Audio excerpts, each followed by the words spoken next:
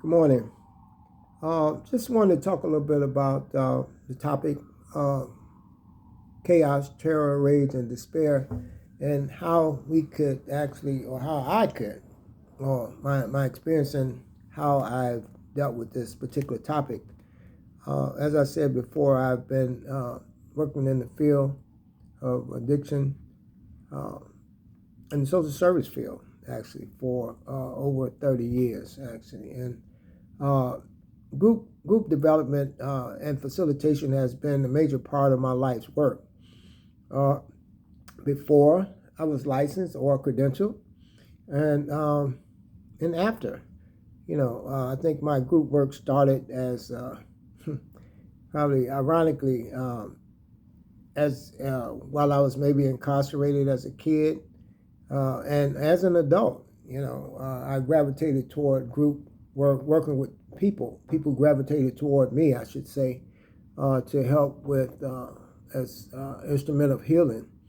I was very easy. Obviously, I was easy to talk to, and as an adult in the Department of Corrections as an adult, I was helpful with individuals who brought the issues to me, uh, family and current issues as they was incarcerated.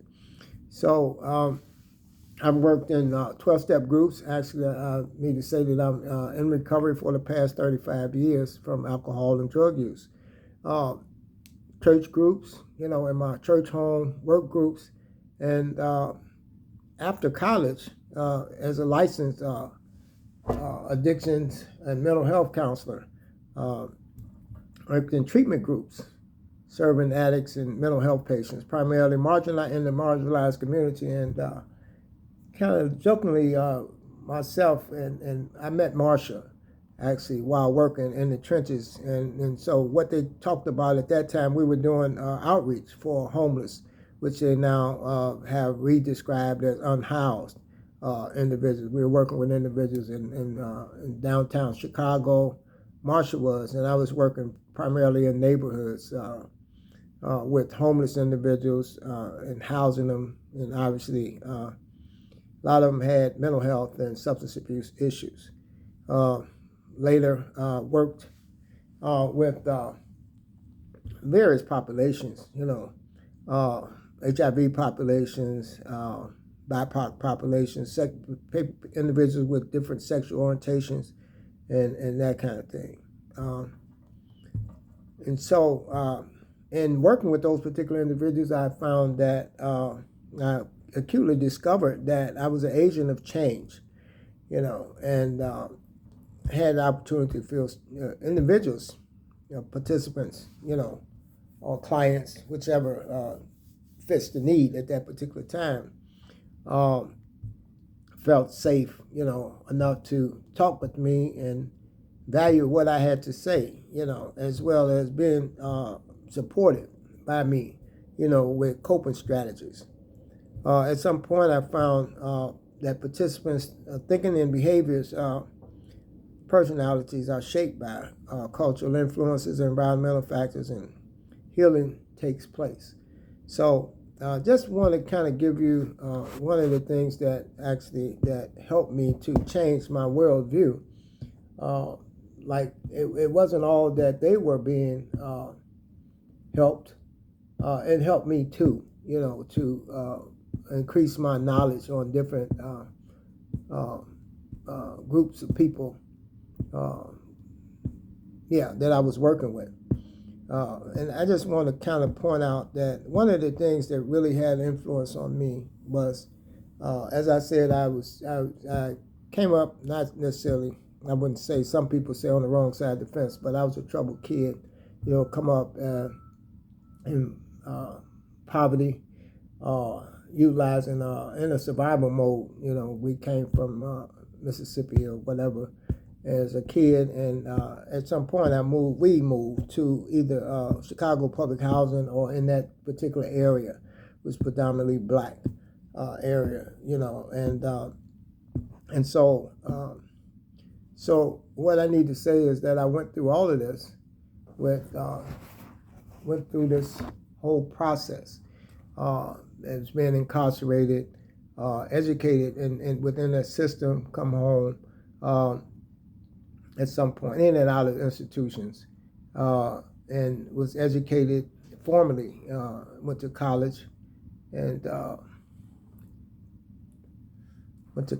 got my degree, got a license in addiction and mental health, and so worked at a program, actually one of the bigger social service agencies in the city of Chicago, and not only in the city of Chicago, but throughout the United States.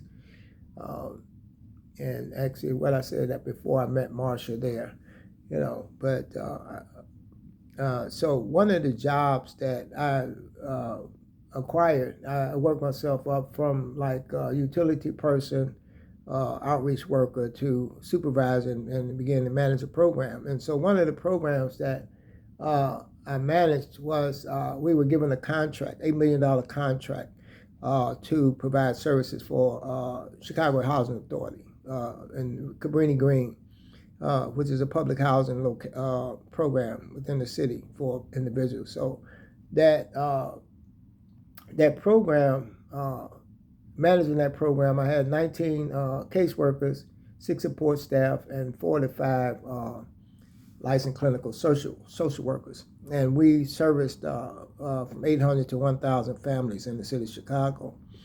And that particular program was over in, like, Cabrini Green was one of the programs that you might have heard. There was a lot of killing and different things that was taking place there at that particular time. And so we were charged with relocating those particular individuals that lived in that development to new mixed income housing. And I say mixed income meaning that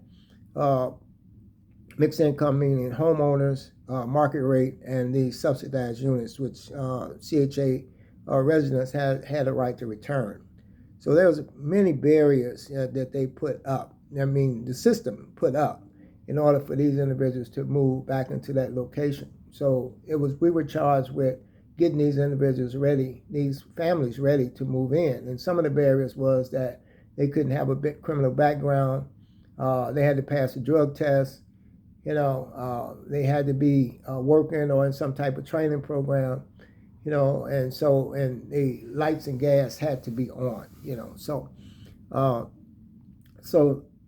During that time, we talking about working with individuals who had been living in this environment for 2 or 3 generations. So they had a system in place. That culturally there was a culture in place that they looked out for one another. They know where to find food. They know where to find drugs. They know how to find where to babysitter. And so they had a system in place to work for them. So we talked about, what we were talking about is that the system called it relocation, but what was actually taking place is they were being dislocated from their homes. That they had raised kids and grandmothers and daughters and grandkids and all of that. Come up in that particular environment.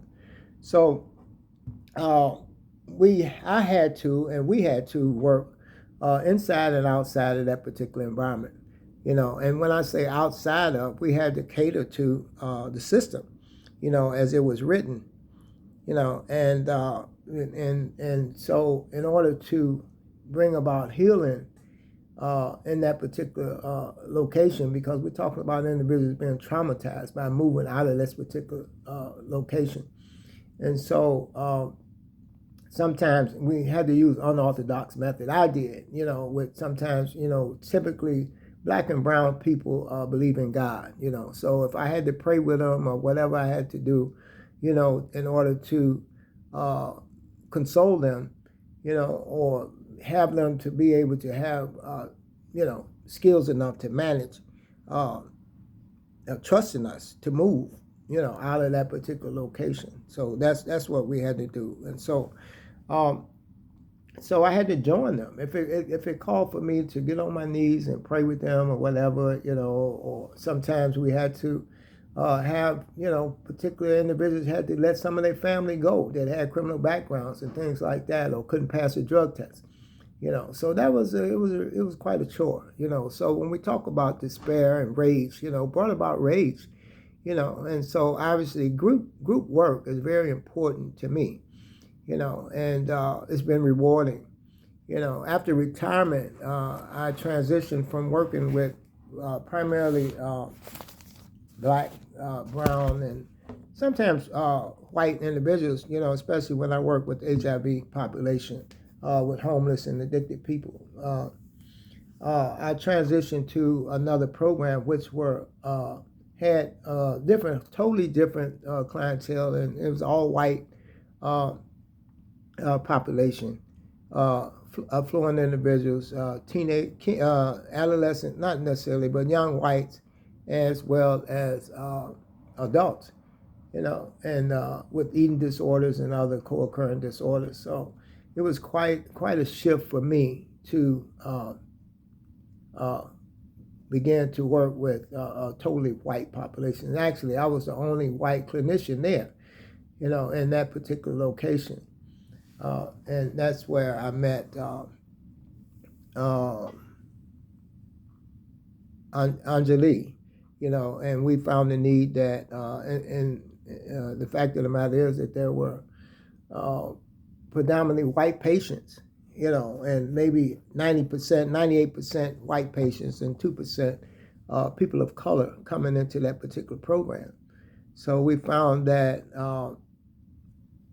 that the people of color wasn't being provided the services that we thought that they paid for, actually, and so Anjali came up with an idea that there needed to be some type of BIPOC group. And so this is probably during the time of the pandemic and George Floyd piece took place and things like that, because they didn't feel empowered to speak out, in the environment that they were in, in process groups. So we started a BIPOC group at that particular program. So I just want to say that it's been quite rewarding for me, and as well as an eye opener to work with this, work in this particular field, and especially group therapy. Do some work with Marsha as well in couples therapy and things like that in her private practice. So I think my time is about up. So that's kind of it for me.